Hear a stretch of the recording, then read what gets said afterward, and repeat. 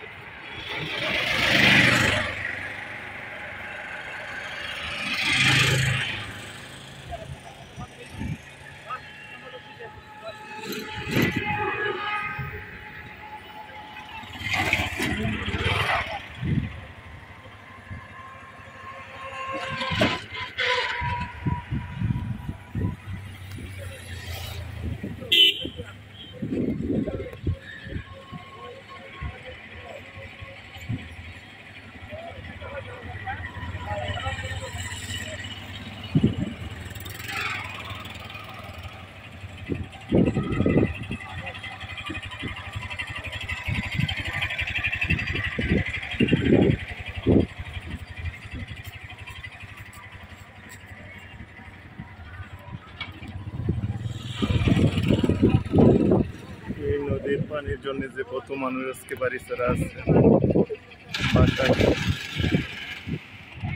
কত জায়গা আশ্রয় কেন্দ্র আছে, স্কুল মাদ্রাসায় ভিতর সব 90% লোকই আশ্রয় কেন্দ্রে আছে। এই গোমতীর এই ভয়ানক পরিস্থিতির জন্য কিন্তু যারা জলদস্যু, যাদেরকে বলে যে মাটি ডাকাত এবং যে বিড়ি ফিল্ডগুলার আওয়ামী লীগের কিছু নেতা তাদের এমপি মন্ত্রীদের নাম বিলিয়ে যে এই মাটিগুলা বেড়িবাঁধের আশপাশের মাটিগুলা কেটে আজকে এই পরিস্থিতি আসছে। তো 90% জায়গাতেই বেড়িবাঁধের মাটি কেটে নিয়ে গেছে।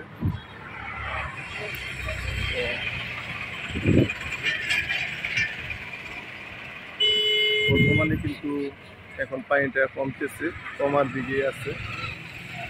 অসংখ্য লোকজন করতেছে। তো ফজরের পরপরই সকালবেলা থেকে আজকে প্রচুর লোকজন এখানে।